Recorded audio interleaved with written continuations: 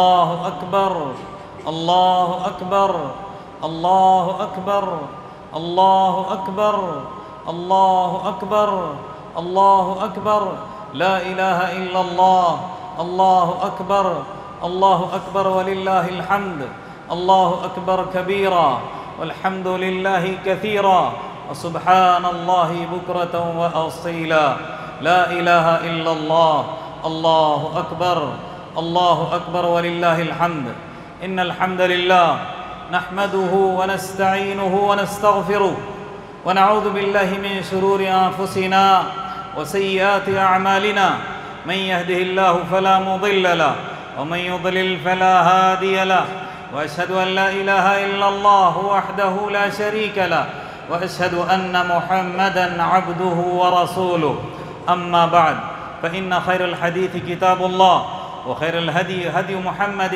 صلى الله عليه وسلم وشر الأمور محدثاتها وكل محدثة بدعة وكل بدعة ضلالة وكل ضلالة في النار وكما قال عليه الصلاة والتسليم أعوذ بالله من الشيطان الرجيم بسم الله الرحمن الرحيم يا أيها الذين آمنوا اتقوا الله حق تقاته ولا تموتن إلا وأنتم مسلمون يا أيها الناس اتقوا ربكم الذي خلقكم من نفس واحدة وخلق منها زوجها وبث منهما رجالا كثيرا ونساء واتقوا الله الذي تساءلون به والأرحام إن الله كان عليكم رقيبا يا أيها الذين آمنوا اتقوا الله وقولوا قولا سديدا يصلح لكم أعمالكم ويغفر لكم ذنوبكم ومن يطع الله ورسوله فقد فاز فوزا عظيما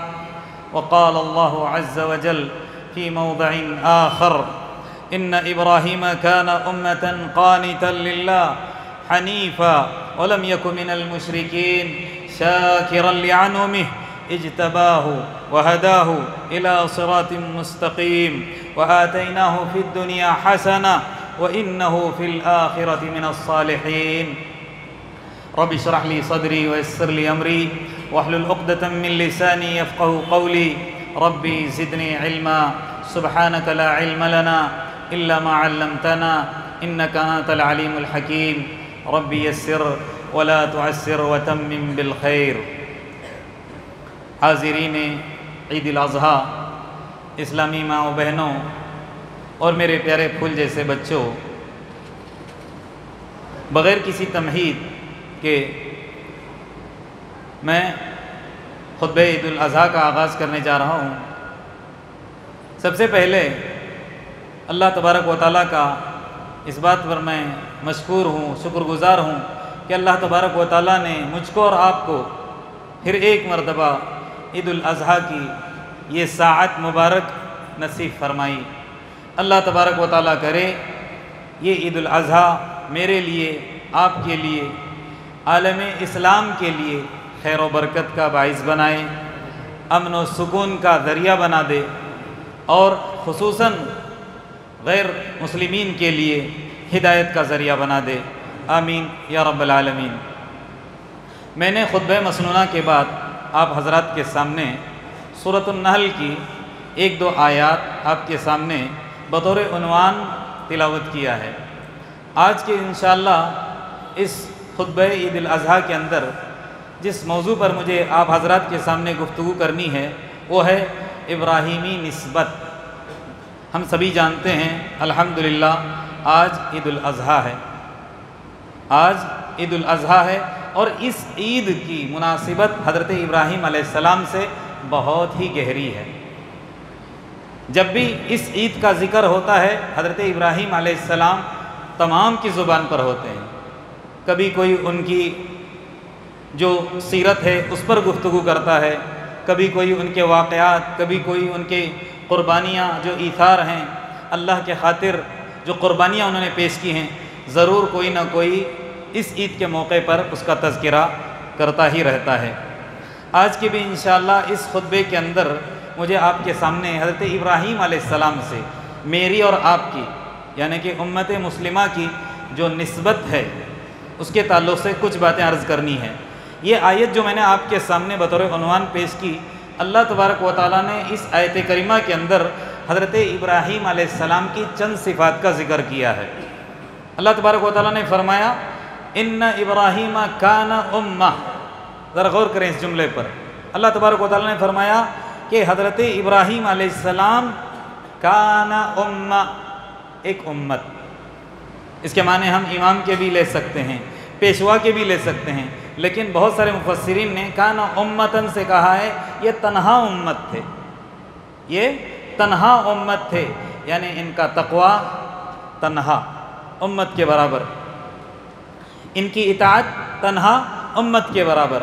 اسی لیے اللہ تبارک و تعالیٰ نے کیا فرمایا، حضرت ابراہیم علیہ السلام اکیلے تنہا امت تھے۔ قانتا، قانتا کے معنی کیا آتے ہیں؟ قانتا کے معنی آتے ہیں اللہ کے مطیع، فرما بردار۔ قانتا للہ حنیفہ، اللہ نے کہا یکسو ہو کر۔ ان کے دور کے اندر ہم سبھی جانتے ہیں، ابھی وقت نہیں ہے اس پر میں کچھ روشنی ڈالوں، ہر طرف بت پرستی عام تھی۔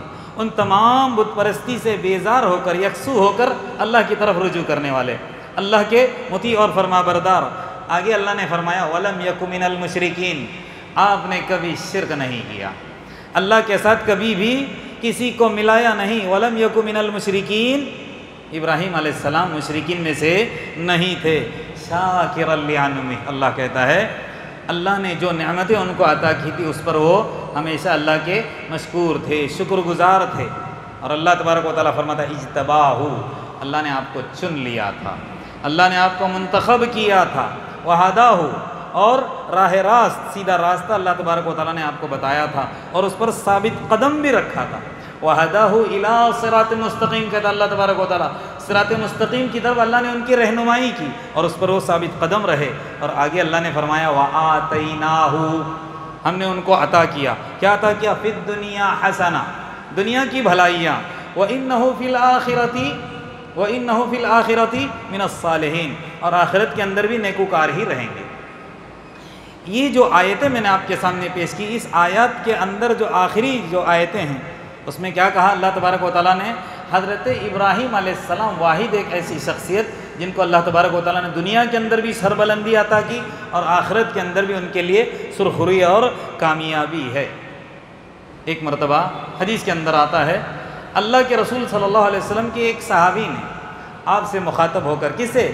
حضرت محمد صلی اللہ علیہ وسلم سے مخاطب ہو کر کیا فرمایا؟ یا خیر البریہ، ذرا میری طرف توجہ ہو، کیا کہا؟ یا خیر البریہ، اے خشکی کے اندر رہنے والوں میں سب سے بہترین شخصیت کون؟ حضرت محمد مصطفیٰ صلی اللہ علیہ وسلم۔ آپ سے بہتر کوئی ہو سکتا ہے، لیکن ذرا تواضع دیکھیں آپ صلی اللہ علیہ وسلم کا۔ جب ان سے خطاب کر کے کہا یا خیر البریہ، فوراً آپ کی زبان سے برملا نکلا، قال النبی صلی اللہ علیہ وسلم نے کہا ذاک ابراہیم علیہ السلام۔ کیا فرمایا؟ یہ اس بات کے حقدار کہ ساری خشکی کے اندر اگر کوئی بہترین شخصیت ہے تو وہ کون ہے؟ حضرت ابراہیم علیہ السلام۔ اسی سے معلوم ہو رہا ہے کہ آپ صلی اللہ علیہ وسلم کی حضرت ابراہیم علیہ السلام سے کتنی گہری مناسبت ہے، کس قدر آپ سے، یعنی محمد صلی اللہ علیہ وسلم کا ابراہیم علیہ السلام سے تعلق ہے۔ کیا فرمایا؟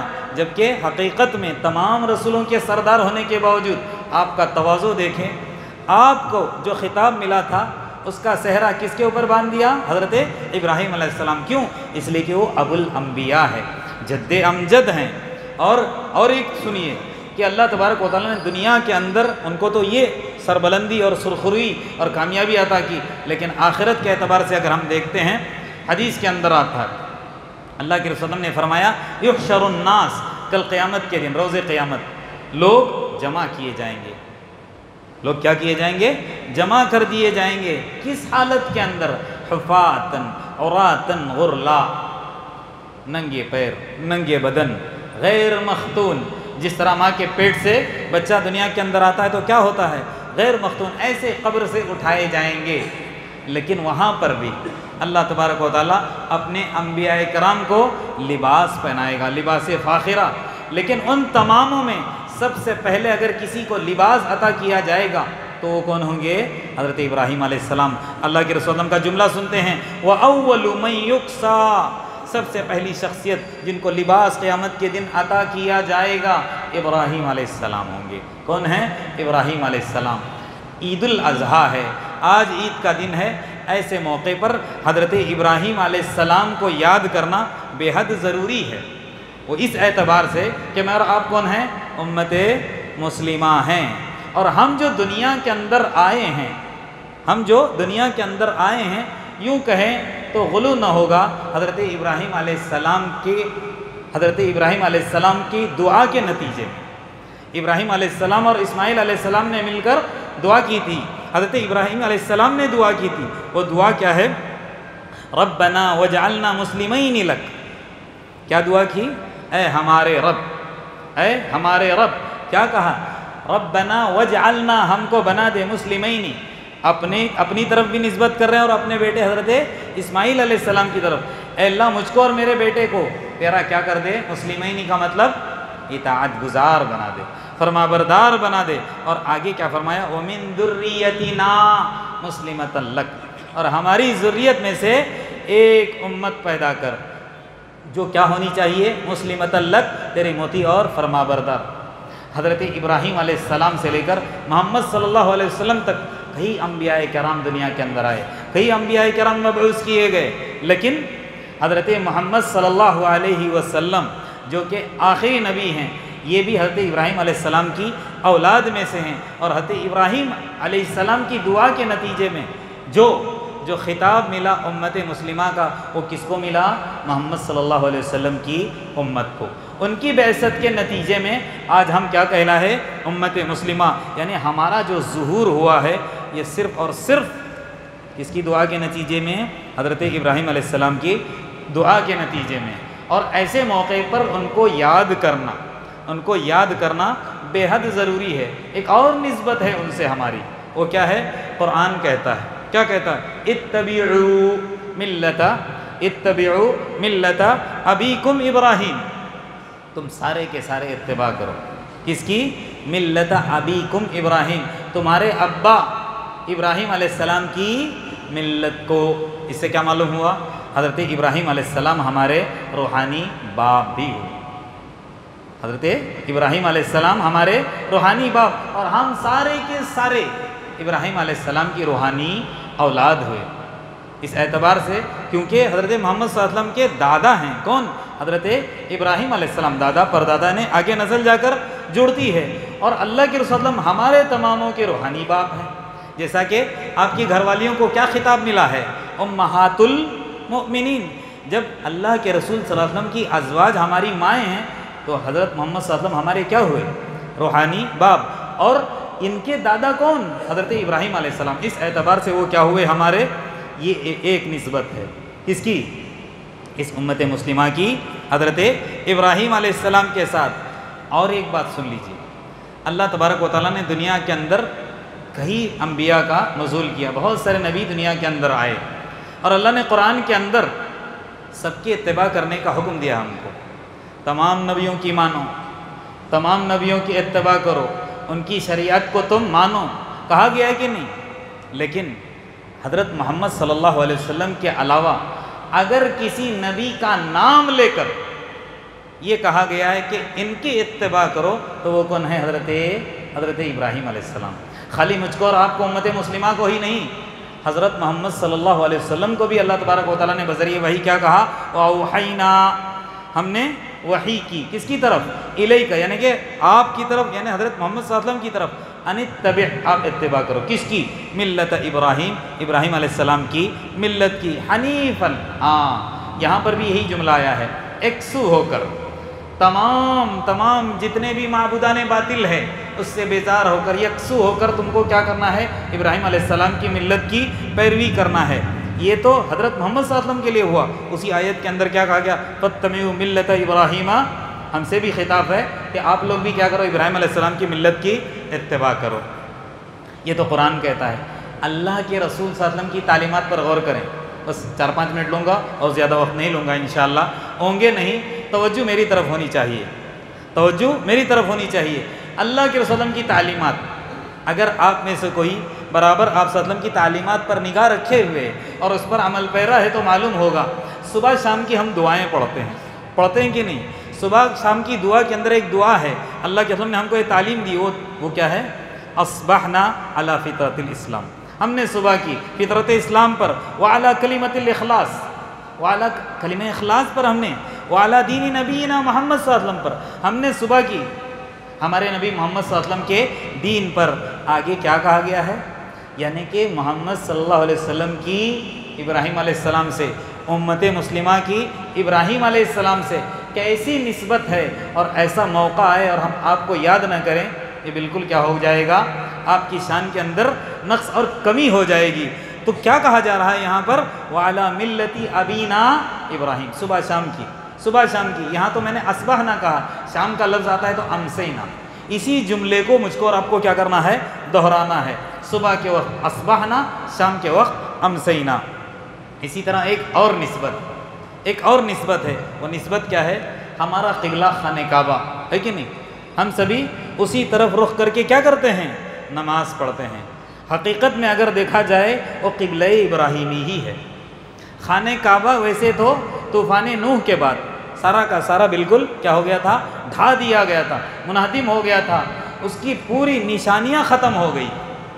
دوبارہ سے نئے سرے سے اگر کسی نے تعمیر کی، وہ کون ہے؟ حضرت ابراہیم علیہ السلام۔ تو وہاں پر انہوں نے کیا کہا تھا؟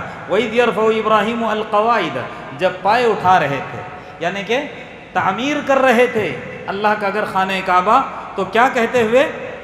وَإِذْ يَرْفَعُ إِبْرَاهِيمُ الْقَوَاعِدَ مِنَ الْبَيْتِ وَإِسْمَاعِيلُ، اسماعیل علیہ السلام بھی، رَبَّنَا تَقَبَّلْ مِنَّا، اے اللہ ہم سے قبول کر لے، اِنَّكَ أَنْتَ السَّمِيعُ الْعَلِيمُ، تو سننے والا ہے اور جاننے والا ہے، وَتُبْ عَلَيْنَا، اور ہماری توبہ کو تو قبول کر رہے، اِنَّكَ أَنْتَ التَّوَّابُ الرَّحِيمُ، بے شک تو توبہ کو قبول کرنے والا اور رحم کرنے والا ہے۔ اللہ تبارک و تعالیٰ نے اسی کے نتیجے میں جب انہوں نے قبلہ کو تعمیر کیا، خانہ کعبہ کو تعمیر کیا، تو اللہ تبارک و تعالیٰ نے اس کے نتیجے میں جہاں وہ کھڑے ہو کر، کون؟ حضرت ابراہیم علیہ السلام جب اینٹیں باندھ رہے تھے، اسی مقام پر اللہ تبارک و تعالیٰ نے مجھ کو اور آپ کو، اگر ہم عمرہ جائیں یا حج کرنے جائیں، وہاں پر کھڑے ہو کر 2 رکعت سنت ادا کرنے کا حکم ادا کیا گیا، حکم دیا گیا۔ قرآن کیا کہتا ہے؟ وَاتَّخِذُوا مِن مَّقَامِ إِبْرَاهِيمَ مُصَلًّى۔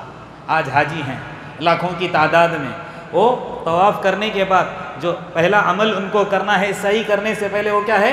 2 رکعت نماز پڑھنا، اور کہاں کھڑے ہو کر پڑھنا ہے ان کو؟ کہاں؟ مقام ابراہیمی کے پاس۔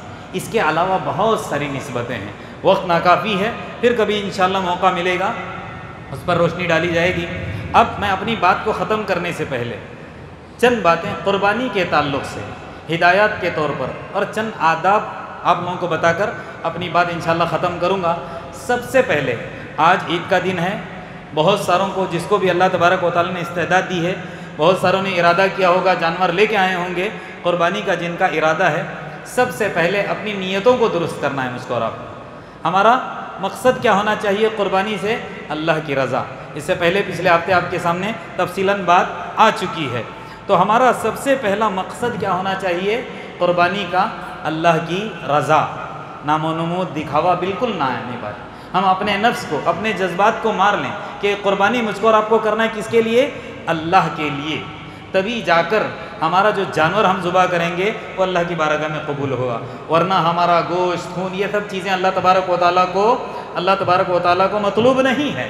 اللہ ہم سے خون اور گوشت نہیں چاہتا، ہماری نیتوں کو دیکھتا ہے، نیتیں درست کر لیں۔ اس کے علاوہ مجھ کو اور آپ کو جو کام کرنا ہے، وہ کام کرنے سے پہلے ایک بات یاد آ گئی، پچھلے جمعے میں یہ بات رہ گئی تھی، وہ کیا ہے کہ ہم میں سے بہت سارے ایسے ہیں جو جانور کو ذبح کرنے کے بارے میں تھوڑے سے تذبذب میں ہیں، شک کے اندر ہیں کہ ایک بکرا ایک فرد کی طرف سے کرنا ہے یا سارے خاندان کی طرف سے۔ بہت سارے لوگ کہتے ہیں کہ ایک فرد کی طرف سے، یہ ایک فرد کی طرف سے صرف حج کے موقع پر اللہ کے رسول صلی اللہ علیہ وسلم نے ایک بکرے کو ایک فرد کی طرف سے دم کے طور پر، قربانی کے طور پر دینے کے لیے کہا ہے، ورنہ اللہ کے رسول صلی اللہ علیہ وسلم نے اپنی زندگی کے اندر 2 بکرے ذبح کرتے تھے، ایک بکرا اپنے خاندان والوں کی طرف سے اور دوسرا بکرا امت محمدیہ کی طرف سے، یعنی اپنی امت کی طرف سے۔ کل ہی بخاری کی روایت میں نے آپ حضرات کے سامنے جو تھے ان لوگوں نے سنا ہوگا، 2 سینگ والے چت قبرے اللہ کے رسول مینڈھے لائے، ایک اپنی طرف سے اپنے خاندان والوں کی طرف سے اور پھر ایک امت محمدیہ کی طرف سے۔ تو تذبذب میں نہ پڑیں، ایک بکرا اگر ہم ذبح کریں گے ہمارے سارے خاندان والوں کی طرف سے ہو جائے گا۔ مراد کون ہے؟ مثال کے طور پر اگر ہم میں سے کوئی ایسا ہے جو گھر کا بڑا ہے، گھر کا ذمہ دار ہے، کفیل ہے، وہ اس کے ماتحت میاں بیوی تو ہو گئے، بچے تو آ گئے، بعض دفعہ بھائی بھی ساتھ میں رہتے ہیں، بعض دفعہ بہنیں بھی ساتھ میں رہتی ہیں، یا کوئی دیگر بھی رشتہ دار ان کے ماتحت ان کے ساتھ کھاتے پیتے ہیں، تو ان کی بھی قربانی اس ایک جانور کے اندر، اس ایک جانور میں ہو جائے گی۔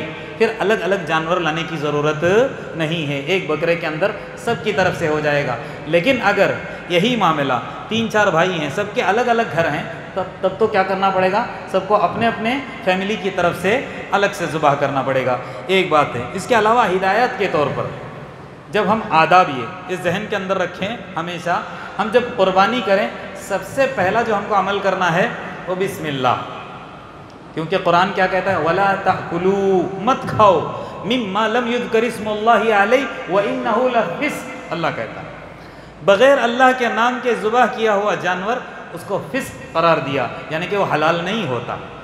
علماء اسلاف ہمارے ان میں سے ایک اس طرف گئے ہوئے ہیں کہ بالکل بغیر بسم اللہ کے ذبح کیا ہوا جانور حلال نہیں ہے، اور قرآن کی آیت بھی یہی ہم کو بتاتی ہے کہ بغیر بسم اللہ پڑھے جانور کو ذبح نہیں کرنا ہے۔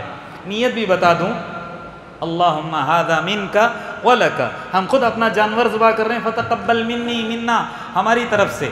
اگر دوسرا کوئی مولوی صاحب آ کر یا کوئی دوسرا آدمی دوسرا فرد کر رہا ہے، وہ بھی اللہم ھذا منک ولک فتقبل من فلاں، ان کا نام لے کر پھر اس کے بعد بسم اللہ اللہ اکبر، اس کی گردن پر مجھ کو اور آپ کو کیا کرنا ہے؟ چھری چلانا ہے۔ دوسرا کام قبلہ رخ، یہ ذرا ترتیب آگے پیچھے ہو رہی ہے، جانور کو قبلہ رخ لٹائیں۔ اور تیسرا جو کام مجھ کو اور آپ کو کرنا ہے وہ کیا ہے؟ چھری تیز کرنا ہے۔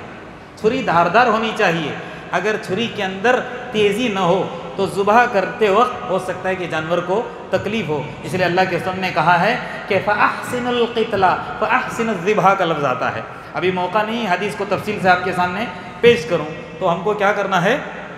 چھری کو تیز کرنا ہے تاکہ جانور کو آسانی ہو۔ ایک اور مسئلہ ہے، ایک جانور کے سامنے دوسرے جانور کو بالکل ذبح نہ کریں، ایک جانور کے سامنے دوسرے جانور کو چھپائیں، ہاں، اور چھری بھی اس کے سامنے لے کر، جس میں خون لگا ہو، خون آلود چھری اس کے سامنے لے کر، اس جانور کے سامنے لے کر مت پھریں، ہو سکتا ہے کہ اس کو تکلیف ہو۔ اور اس کے علاوہ پاکی اور صفائی کا خاص خیال رکھیں، شور و غل بالکل نہ کریں۔ اور اس موقع پر برادران وطن کا خیال مجھ کو اور آپ کو ایسے رکھنا ہے، کیونکہ بہت سارے ہمارے غیر مسلمین بھائی ہیں جو گوشت کھاتے ہیں لیکن منہ سے کہتے نہیں ہیں، ان کا بھی دل کرتا ہے کھانے کا، چاہے وہ بڑا ہو چاہے وہ چھوٹا ہو، بہت سارے ایسے کھاتے ہیں، تو قربانی کا گوشت ان کو کھلا سکتے ہیں، اسلام اس کی اجازت دیتا ہے۔ یہ زکوٰۃ کے معاملے کی طرح نہیں ہے، اگر آپ کے کوئی دوست احباب ہوں تو ان کو کھلائیں۔ آخر میں اللہ تبارک و تعالیٰ سے دعا ہے جتنی باتیں ہم کہتے سنتے سناتے ہیں اس کے مطابق عمل کرنے کی توفیق عطا فرمائے۔ اللہ تبارک و تعالیٰ میرے اور آپ کے سب کے صغیرہ کبیرہ تمام گناہیں معاف کر دے۔ اللہ تبارک و تعالیٰ اس عید کو میرے لیے اور آپ کے لیے بلکہ عالم اسلام کے لیے ہدایت کا، فلاح و بہبودی کا، رحمت کا باعث بنا دے۔ اللہ تبارک و تعالیٰ میرے اور آپ کے ایمان کے اندر تقویت عطا کرے، جب تک زندہ رکھے ایمان پر رکھے، جب میرے اور آپ کی موت آئے تو ایمان پر آئے۔ اللہ تبارک و تعالیٰ شرک سے، بدعات سے، ہر طرح کی خرافات سے اللہ تبارک و تعالیٰ میرے اور آپ کی حفاظت فرمائے، آمین۔ وآخر دعوانا ان الحمدللہ رب العالمین۔ بارک اللہ لی ولکم فی القرآن العظیم ونفعنی وإیاکم بما فیہ من الآیات والذکر الحکیم۔ اقول قولی ھذا واستغفر اللہ لی ولکم ولسائر المسلمین من کل ذنب فاستغفروہ انہ ھو الغفور الرحیم۔